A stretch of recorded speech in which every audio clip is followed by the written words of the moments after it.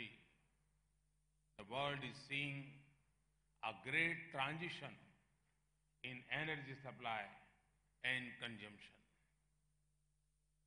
Consumption growth has shifted to non-OECD countries, Middle East, Africa, and developing Asia. Solar photovoltaic energy has become economical compared to all other energy sources. This is changing the supply paradigm. Abundant availability of natural gas globally, with increased percentage of LNG and natural gas, is contributing to the primary energy basket. The US may soon become the largest producer of oil. It is predicted to meet a major portion of the additional oil demand in the next few decades. Coal may gradually go out of favor as a major contributor to primary energy in the OECD world and later in developing countries. The transport sector will see massive changes in the next few decades with adoption of electric vehicles. The world is committed to the climate change agenda based on the COP21 agreement. The energy intensity of economies will change with focus on green energy and energy efficiency. Last month, I came across an energy forecast prepared by an agency according to which India will be the key driver of global energy demand in the next 25 years. India's energy consumption will grow by 4.2% a year for the next 25 years. This is fastest among major world economies. The report also mentions that gas demand will be triple by 2040. The number of electrical vehicles will rise to 320 million by 2030, up from 3 million today. We are entering an era of energy abundance. However, 1.2 billion people still do not have access to electricity. Many more do not have access to clean cooking fuel. We must ensure that this situation is not exploited to the detriment of the underprivileged. People must have universal access to clean, affordable, sustainable, and equitable supply of energy. Let me share with you some of my thoughts on the hydrocarbon sector and our endeavor to achieve energy security. Oil and gas are a commodity of trade, but also of necessity. Whether it is for the kitchen, for a common man, or for an aircraft, energy is essential. The world has for too long, seen prices on a roller coaster. We need to move responsible pricing, which balances the interests of both the producer and consumer. We also need to move to transparent and flexible markets for both oil and gas. Only then can we serve the energy needs of humanity in an optimal manner. If the world has to grow as a whole, there has to be a mutually supportive relationship between producers and consumers. It is in the interest of producers that other economies keep growing steadily and rapidly. This will ensure growing energy markets for them.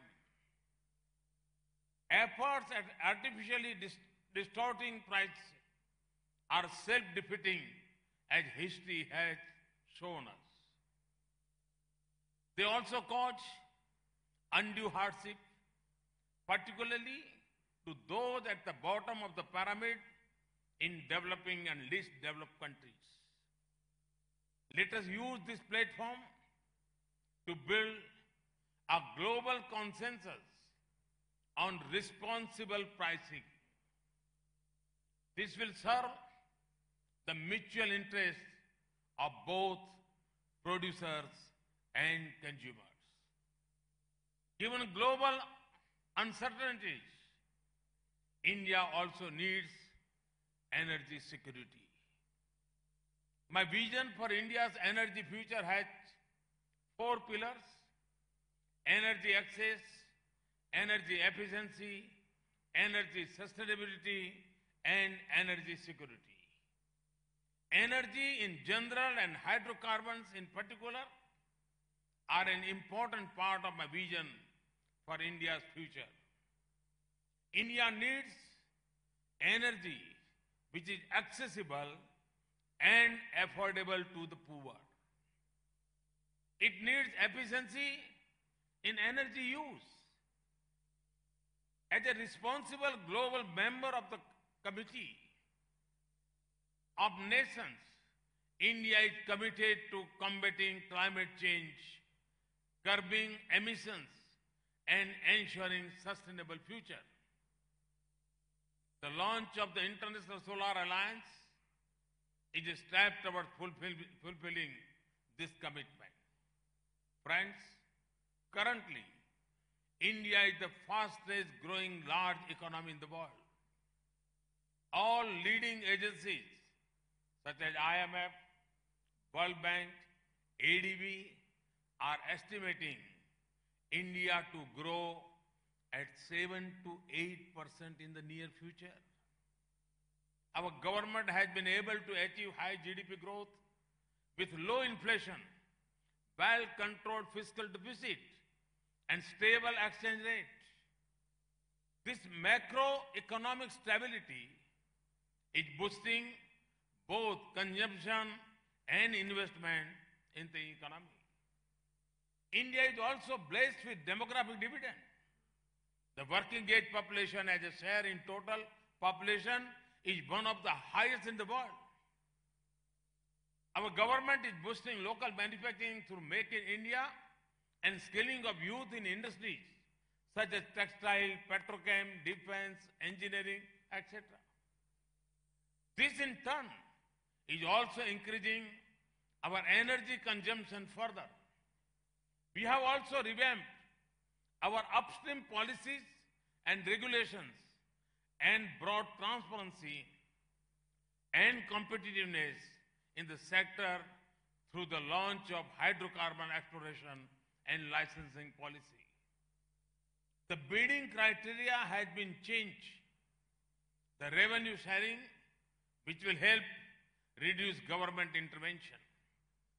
Currently, a bidding round is open till the 2nd of May. I request you to participate in our endeavor towards increasing production. The open acreage and National Data Repository will help companies participate in fields they are interested in and help increase the exploration interest in Indian fields. The enhanced oil recovery policy aims to promote the use of latest technology in improving productivity of the upstream fields. Our downstream sector has been completely liberalized with market-driven petrol and diesel prices reflecting the change in the price of crude oil. We have moved towards digital platforms in fuel, retail and payments. Our government has encouraged private participation across the entire oil and gas value chain from upstream production to downstream retail. Our government believes in an integrated approach to energy planning. And our energy agenda in India is inclusive, market-based, and climate sensitive. This, we believe, would go a long way towards achieving three energy-related components of the United Nations Sustainable Development Agenda, namely universal access to modern energy by 2030, urgent action to tackle climate change in line with the Paris Agreement, steps to improve air quality. Friends, we believe access to clean cooking fuel is very important to improve standards of living. Women benefit the most from it. It reduces indoor pollution and hardships faced in collecting biomass and firewood. It gives them increased time for further self-development and taking up additional economic activities. In India, through the Ujjwala Yojana, we provide free LPG connections to women from poor households. The aim is to provide clean LPG cooking connections to 80 million poor households. 35 million connections have already been provided in less than 2 years. We propose to shift to BS6 fuel by April 2020, which is equivalent to the Euro 6 standards. Our refineries are undergoing massive upgradation. They are on target to meet the ambitious deadlines to provide clean fuel. In fact, here in Delhi, we have already started offering BS6 standard fuel this month. We have also launched a vehicle scrapping policy which will help replace old vehicles with cleaner and energy-efficient vehicles. Our oil companies are assessing all their investments, keeping in view the energy diversification strategies. Today, oil companies are also investing in wind and solar capacities, gas infrastructure, and also thinking in the direction of investing in electric vehicle and storage areas. Friends, as we are all aware, we are now looking towards the Industry Front 4.0, proposing to change the way industry operates in the future with new technologies and processes like Internet of Things, artificial intelligence, robotics process, automation, machine learning, predictive analytics, 3D printings. Our companies are also adopting latest technologies. This will improve efficiency and increase safety and reduce cost, not only in downstream retail, but also in upstream oil production, asset maintenance, and remote monitoring. In this backdrop, India provides the perfect setting for hosting this event to ponder over the future of the energy sector, to reflect on how global shifts, transition policies, and new technologies will influence market stability and future investment in this sector. Friends, the theme of IEF 16 is the future of global energy security.